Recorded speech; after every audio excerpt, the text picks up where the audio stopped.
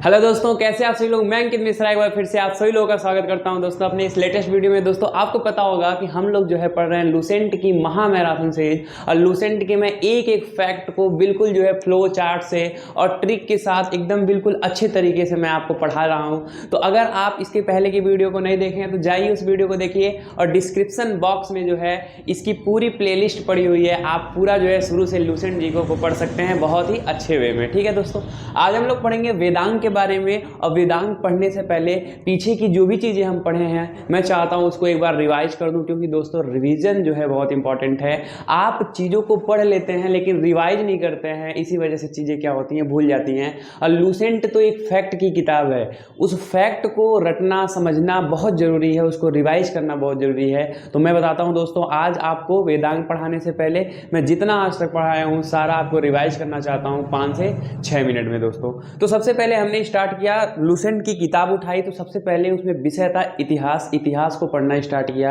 हमने देखा दोस्तों कि इतिहास को बांटा गया है 3 भागों में, प्राचीन इतिहास, मध्यकालीन इतिहास और आधुनिक इतिहास। उसके बाद हमने प्राचीन इतिहास में इंटर मारा, और प्राचीन इतिहास में हमने देखा कि किसी भी इतिहास को पढ़ने के लिए उसके स्रोतों को पढ़ना जो है इंपॉर्टेंट है। और स्रोतों में हमने देखा कि धर्म ग्रंथ होता है, ऐतिहासिक ग्रंथ होता है, और कुछ विदेशी यात्री आते हैं उनके विवरण होते हैं, और कुछ पुरातत्व संबंधी साक्ष्य होते हैं। 4 हमने पढ़े एविडेंस, और चारों में से सबसे पहला हमने देखा कि धर्म ग्रंथ, और धर्म ग्रंथ में हमने वेद के बारे में अध्ययन किया। कल की वीडियो में हमने पूरा वेद के बारे में पढ़ा दोस्तों। वेद जो है 4 प्रकार के होते हैं। वेद को हमने जो है 4 प्रकार में डिवाइड किया है।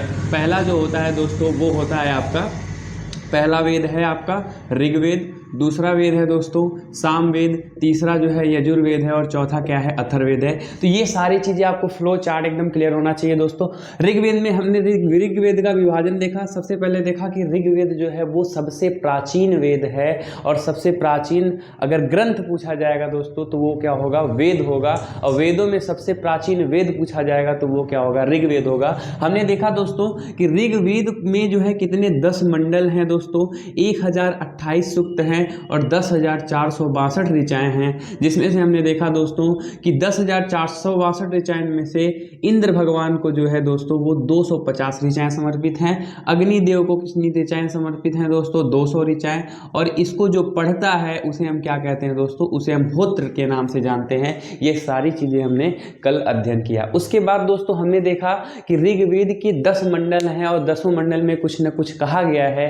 इंपॉर्टेंट जो है वो तीसरा मंडल है जो विश्वामित्र के द्वारा लिखा गया है। उसमें गायत्री मंत्र का उल्लेख मिलता है, और वो गायत्री मंत्र सूर्य देवता के ऊपर जो है समर्पित है। जब सूर्य देव की उपासना करते हैं तब जो है हम जाकर के उस गायत्री मंत्र को पढ़ते हैं। उसके बाद दोस्तों हमने देखा कि 8वें जो है मंडल में हस्तलिखित ऋचाओं का वर्णन है, जिसे हम खिल भी कहते हैं। और 9वें मंडल में दोस्तों सोम देवता के बारे में वर्णन किया गया है। सोम रस एक ऐसा रस होता है जिसे एनर्जी ड्रिंक कहते हैं। ये सब चीज़ें हम पिछले वाली वीडियो में देख चुके हैं दोस्तों।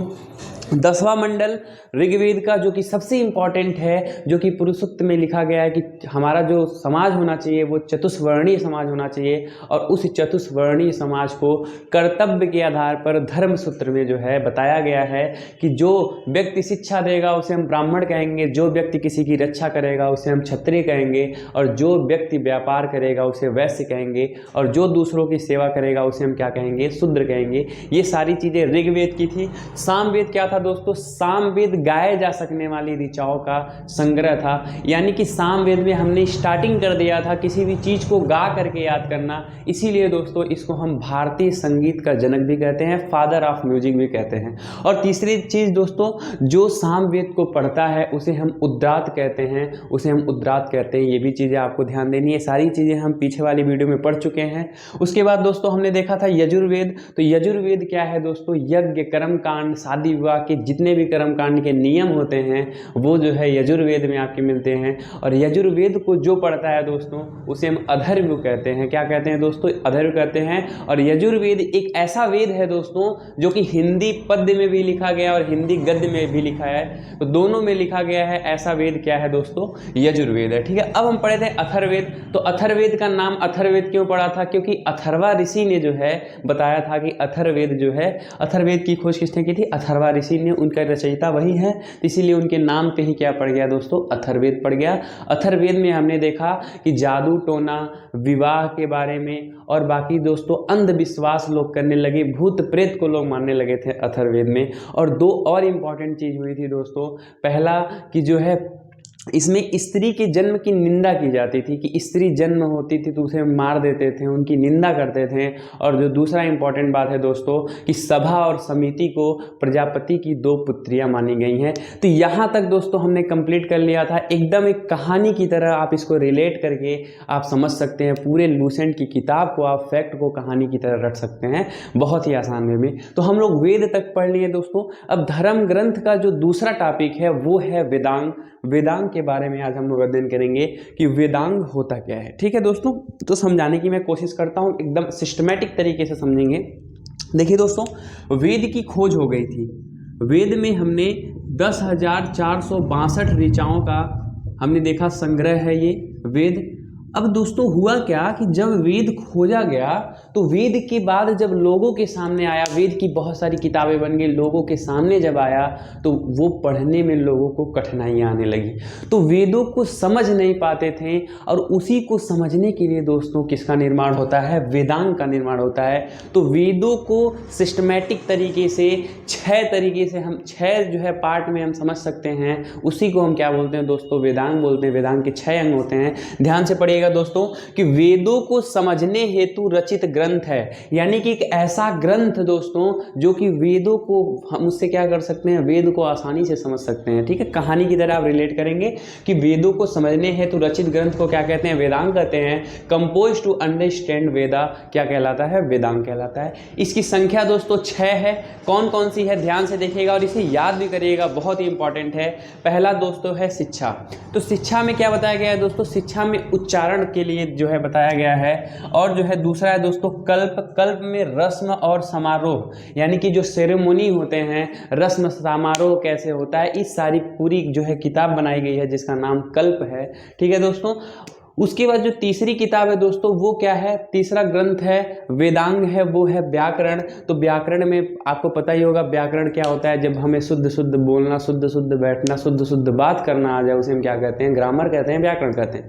तो व्याकरण की सारी चीज़ें वेद में आपको व्याकरण वेदांग मिलेगा आपका। चौथा वेदांग जो है दोस्तों वो निरुक्त है। निरुक्त को क्या बोलते हैं, शब्दों की उत्पत्ति, यानी कि जैसे कोई शब्द है दोस्तों, गंगा शब्द है और भी बहुत सारे शब्द हैं, तो उसकी उत्पत्ति कैसे हुई है, उत्पत्ति कहाँ से हुई, इन सारी चीज़ों के बारे में जानकारी दोस्तों हमें निरुक्त वेदांग में मिलती है। और जो 5वां है दोस्तों वो छंद है और ये 6वां क्या है, ज्योतिषी है। दोस्तों आपसे क्वेश्चन क्या पूछा जाएगा, क्वेश्चन ये पूछा जाएगा, पहला क्वेश्चन आपसे पूछेगा दोस्तों कि वेदांग क्या है। तो आप आंसर करेंगे दोस्तों कि वेदांग क्या है, वेदों को समझने हेतु रचित ग्रंथ को क्या कहते हैं, वेदांग कहते हैं। दूसरा दोस्तों आपसे पूछा जाएगा कि वेदांग की जो संख्या है वो क्या क्या है, तो 6 है। पहला जो है दोस्तों वो क्या है, आपका शिक्षा है जिसमें जो है उच्चारण बताया गया है। दूसरा आपका कल्प है जिसमें दोस्तों रीति रिवाज, ये समारोह सारी चीज़ें बताई गई हैं। तीसरा जो है दोस्तों वो व्याकरण है। चौथा निरुक्त है, छंद है, उसके बाद क्या है दोस्तों, ज्योतिषी है। तो ये सारे क्वेश्चन इतना बनने वाले हैं आपसे वेदांग से। अब दोस्तों हम लोग पढ़ते हैं वेदांग के बाद जो है दोस्तों जो आता है हमारा कि ब्राह्मण ग्रंथ क्या होता है, उसके बारे में अध्ययन करेंगे। और वेदांग के बाद जो भी टॉपिक आता है उसको हम देखते हैं। इसका स्क्रीनशॉट ले लीजिए, उसके बाद हम चीज़ों को समझते हैं। हाँ तो दोस्तों हमने जो है वेदांग पढ़ लिया। अब हम लोग पढ़ते हैं कि पुराण क्या होता है। पुराण हम किसे कहते हैं दोस्तों, तो आपको पता होगा कि पुराण में ये रामायण आ जाएगा, गीता आ जाएगा, जितने भी ऐतिहासिक ग्रंथ हैं बहुत इंपॉर्टेंट उसे हम क्या कहते हैं, पुराण कहते हैं। तो आप ध्यान दीजिए तो दोस्तों इसको पढ़िए एक बार। भारतीय ऐतिहासिक कथाओं का सबसे अच्छा क्रमबद्ध विवरण, यानी कि भारत की जो ऐतिहासिक कथाएं हैं, जैसे रामायण हो गया, महाभारत हो गया, कृष्ण लीला हो गया, जो है आपका लौकुश कांड हो गया, सुंदर कांड हो गया, ये सारी चीज़ें क्या है, ऐतिहासिक कथाएं हैं। और इनके क्रमबद्ध विवरण को जो व्यवस्थित करके लिखा गया है उसी को हम क्या बोलते हैं दोस्तों, उसी को पुराण बोलते हैं। तो पुराण में ये सारी चीज़ें आप क्या जाएंगी, मत्स्य पुराण हो गया, गुप्त पुराण, विष्णु पुराण, भगवत पुराण, सब सारी जो है पुराण आएंगे आपके। तो दोस्तों देखते हैं इसे क्या बोलते हैं, भारतीय ऐतिहासिक कथाओं का सबसे अच्छा क्रमबद्ध विवरण है। और इसकी रचयिता कौन है दोस्तों, तो ध्यान देना है आपको, रचयिता इसके हैं लोमहर्ष एवं उनके पुत्र जो है उग्रश्रवा। जो पुराण के रचयिता हैं दोस्तों वो कौन है, लोमहर्ष एवं उनके पुत्र जो है उग्रश्रवा कौन है, पुराण के रचयिता हैं, यानी कि पुराण जो है इन्हीं के द्वारा रचित है, लोमहर्ष एवं उनके पुत्र उग्रश्रवा के द्वारा। तीसरा पॉइंट है दोस्तों इसमें कि अधिकांश पुराण जो है वो संस्कृत श्लोक में रचित है। Most of the Purana are composed in Sanskrit verses. दोस्तों आपको पता होगा कि रामायण में बहुत सारे श्लोक हैं, महाभारत में बहुत सारे श्लोक हैं, भगवत गीता में बहुत सारे श्लोक हैं। तो जो भी आपके ज़्यादातर पुराण, अधिकांश पुराण जो है वो आपको संस्कृत में मिलेंगे और श्लोक के रूप में मिलेंगे। ठीक है, देखिए ध्यान से कि जो अधिकांश पुराण है दोस्तों वो संस्कृत श्लोक में रचित हैं, तो ये चीज़ आपको ध्यान देना है। चौथा पॉइंट दोस्तों, पुराणों के जो पाठ करते हैं उनको क्या बोला जाता है, उन्हें पुजारी बोला जाता है। तो जो पुजारी होते हैं दोस्तों वो किसका पाठ करते हैं, पुराण का पाठ करते हैं। यहाँ 4 पॉइंट दोस्तों आपको ध्यान देना है। पुराण किसे कहते हैं, तो ऐतिहासिक जो भी कथाएं हैं उसके क्रमबद्ध, उसके सुव्यवस्थित विवरण को हम क्या कहेंगे, पुराण कहेंगे। और उसके रचयिता कौन है दोस्तों, तो लोमहर्ष एवं उनके पुत्र उग्रश्रवा जो है वो क्या है, पुराण के रचयिता हैं। तीसरा पॉइंट दोस्तों आपको ध्यान देना है कि जो अधिकांश पुराण है दोस्तों वो संस्कृत श्लोक में लिखे गए हैं। और जो चौथा मेजर पॉइंट है दोस्तों कि पुराणों का जो पाठ करते हैं उन्हें क्या कहते हैं, पुजारी कहते हैं। अब दोस्तों और भी कुछ पॉइंट है उसको भी हम लोग देख लेते हैं। तो 5वां पॉइंट क्या है कि जो है पुराण कितने भागों में बांटा गया है, कौन कौन से पुराण होते हैं, ये सारी चीज़ों को हम देख लेते हैं। इसका आप स्क्रीनशॉट ले लीजिए। तो दोस्तों पुराण में कुछ और इंपॉर्टेंट बातें हैं उसे भी हम ध्यान से देख लेते हैं। दोस्तों सबसे इंटरेस्टिंग बात है पुराण में, जो कि आपको सुन के जो है थोड़ा ऐसा लगेगा कि स्त्री और शूद्र को पुराण पाठन की अनुमति नहीं थी दोस्तों, हालांकि वे सुन सकते थे। तो जो स्त्रियां होती थी और जो शूद्र जो होते थे वो पुराण को पढ़ने की उनकी अनुमति नहीं थी। अभी दोस्तों ऐसा कुछ नहीं है, अभी सब लोग जो है मंदिर में जा सकते हैं, सब लोग पूजा पाठ कर सकते हैं, सब लोग जो है पुराण पढ़ सकते हैं। लेकिन पहले दोस्तों ऐसा नहीं था। पहले जो है शूद्रों को नहीं जाने दिया जाता था मंदिर में दोस्तों, स्त्रियां पूजा नहीं करने पाती थी, उन्हें वो पुराण नहीं पढ़ सकती थी, वो सुन बस सकती थी। तो ये भी जो है आपका पुराण में लिखा हुआ है लूसेंट में, ये भी हमने लिख दिया है दोस्तों। इसकी जो संख्या है पुराण की वो 18 है। तो 18 क्या हमें 18 पढ़ने, नहीं 18 में नहीं पढ़ने हैं, कुछ ऐसे प्रमुख पुराण हैं जिसके बारे में हमें स्टडी करनी है। तो आपसे क्वेश्चन बनेगा दोस्तों सबसे पुराना पुराण, तो सबसे पुराना पुराण है दोस्तों उसको बोलते हैं मत्स्य पुराण। सबसे पुराना पुराण मत्स्य पुराण है जो कि आंध्र सातवाहन साम्राज्य से जो है जुड़ा हुआ है। और दूसरा पुराण जो है दोस्तों वो है विष्णु पुराण जो कि मौर्य वंश से जुड़ा हुआ है। और तीसरा जो है दोस्तों वो वायु पुराण है जो कि गुप्त वंश के बारे में बताता है, गुप्त वंश से जुड़ा हुआ है। चौथा जो है दोस्तों वो है ब्राह्मण पुराण।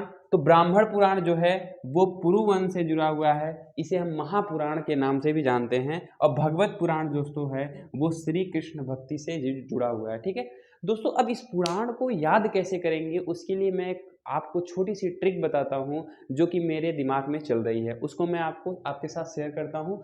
सबसे पहले देखिए ध्यान क्या देना है पुराण में सबसे पहला पॉइंट देना है आपको ध्यान यहाँ पे कि स्त्री और शूद्र को पुराण पढ़ने की अनुमति नहीं थी। पहले स्त्रियों को और शूद्र लोगों को मंदिर में जाने नहीं दिया जाता था। दूसरा पॉइंट ध्यान देना है दोस्तों कि इसकी संख्या जो है वो कितना है, 18 है। 18 आपको नहीं पढ़ने हैं दोस्तों, आपको कुछ प्रमुख पुराण पढ़ने हैं। सबसे पहला पुराण है मत्स्य पुराण, जो कि आपको याद करना पड़ेगा कि मत्स्य पुराण क्या है, सबसे प्राचीन पुराण है और ये आंध्र सातवाहन से जो है आपसे जुड़ा हुआ है। ठीक है दोस्तों, इसको याद करने के लिए मैं एक छोटी सी ट्रिक बताता हूं। विष्णु पुराण मौर्य वंश से संबंधित है। तो विष्णु पुराण का जो है एक अवतार है श्री कृष्ण भगवान वाला। तो श्री कृष्ण भगवान हमेशा अपने मुकुट में क्या लगाते हैं, मोर के पंख को लगाते हैं। तो वहां से आप ट्रिक कनेक्ट कर सकते हैं कि विष्णु पुराण जब होगा तो कौन सा वंश होगा, मौर्य वंश होगा। वायु पुराण दोस्तों, वायु पुराण गुप्त वंश होगा। तो वायु को कभी कोई देखा नहीं है, हवा को आपने देखा है क्या, नहीं देखा है। हवा हमेशा गुप्त होती है। तो आप वहां से ट्रिक बना सकते हैं कि वायु जो होगी वो क्या होगी, गुप्त होगी। तो वायु पुराण गुप्त वंश से संबंधित होगा। नेक्स्ट दोस्तों ब्राह्मण पुराण। तो ब्राह्मण पुराण पुरुवंश है। आपको पता होगा हमारे पूर्वज जो हुआ करते थे वो ब्राह्मण हुआ करते थे। आप इससे याद कर लीजिए कि जो पुराण को पढ़ते थे ज़्यादातर कौन पढ़ते थे, ब्राह्मण लोग पढ़ते थे। तो ब्राह्मण लोग पढ़ते थे इसीलिए इनको महापुराण भी बोला जाता है। तो अगर ब्राह्मण पुराण की बात होगी दोस्तों तो आप क्या कहोगे, आप पुरुवंश कहोगे या फिर कहोगे महापुराण, क्योंकि महान महान पुराण को कौन पढ़ पाएगा, सिर्फ ब्राह्मण लोग पढ़ पाएंगे। तो ब्राह्मण पुराण महापुराण है, पुरुवंश से संबंधित है। भगवत पुराण दोस्तों वो श्री कृष्ण भक्ति से है। आपको भगवत गीता के बारे में पता होगा, भगवत गीता पूरी गीता जो है भगवान श्री कृष्ण ने बता दी है। तो वहां से आप याद कर सकते हो कि भगवत पुराण जो होगा वो श्री कृष्ण भक्ति से आपको याद हो जाएगा। ये मैंने छोटा सा ट्रिक मैंने जो है आपके दिमाग में किया कि आप लिंक करके चीज़ों को याद कर सकते हैं दोस्तों। तो ये पुराण हमने पढ़ लिया। आज हमने क्या पढ़ा, इसके पहले वेदांग पढ़ लिया। वेदांग के सारे फैक्ट आप तैयार कर लीजिएगा, पुराण के तैयार कर लीजिएगा। अब इसके बाद दोस्तों हम लोग पढ़ेंगे ब्राह्मण ग्रंथ के बारे में। वेदों में जितने भी वेद हैं आपके, ऋग्वेद, यजुर्वेद, सामवेद, अथर्ववेद, इन सभी वेदों का ही एक पार्ट है ब्राह्मण ग्रंथ। उसके बारे में हम सुव्यवस्थित अध्ययन करेंगे। दोस्तों आज का वीडियो हम यहीं समाप्त करते हैं। दोस्तों हमारे कहने का मतलब है कि जो टॉपिक हम पकड़ें उसे हम अच्छे से कवर कर दें। वीडियो जो है छोटी छोटी रहेंगी, बड़ा वीडियो बनाने का उद्देश्य नहीं है मेरा, क्योंकि छोटी छोटी वीडियो में छोटे छोटे ट्रिक को कवर करके मैं चाह रहा हूँ लूसेंट को ख़त्म करूँ। और लूसेंट किताब जब तक ख़त्म नहीं होगी दोस्तों तब तक मेरा वीडियो जो है आता रहेगा। करीब मैंने टारगेट लिया है करीब 100 वीडियो, 100 से लेके 150 वीडियो, जो भी वीडियो लगेगा मैं पूरे लूसेंट को ख़त्म करूँगा। बस आप लोगों के सपोर्ट और प्यार की ज़रूरत है। आप लोग जितना ज़्यादा सपोर्ट करेंगे, जितना ज़्यादा इसे वीडियो को फैलाएंगे, उतना जो है हमें प्रोत्साहन मिलेगा। तो कैसी लगी ये वीडियो? अगर वीडियो अच्छी लगी हो दोस्तों तो प्लीज़ लाइक करिए और लोगों के साथ शेयर करिए। और आने वाले अंतिम 10 सेकेंड में आपको जो भी मैंने पढ़ाया इसका नोट्स जो है 10 सेकेंड का वीडियो चलेगा नोट्स वाला, उस नोट्स को आप लोग प्रिपेयर कर लीजिएगा और वहाँ से चीज़ों को रिवाइज करिएगा, क्योंकि दोस्तों revision is the most important thing. अगर आप रिवीजन नहीं करेंगे तो लूसेंट में पूरा फैक्ट ही फैक्ट है। आप एक दिन पढ़ लिए हमसे, कल आप भूल जाओगे उसे। तो आपको अगर चीज़ों को हमेशा याद करना है दोस्तों तो आप क्या करना पड़ेगा, आपको रिवीजन करना पड़ेगा। रिवीजन आप करते रहिए, आपको सारी चीज़ें तैयार रहेंगी। तो आज का वीडियो हम यहीं समाप्त करते हैं। मिलते हैं अगली वीडियो में पूरे जोश एनर्जी के साथ। तब तक के लिए जय हिंद, जय भारत। मुस्कुराते रहिए और मोटिवेट होकर पढ़ते रहिए। मिलते हैं अगली वीडियो में।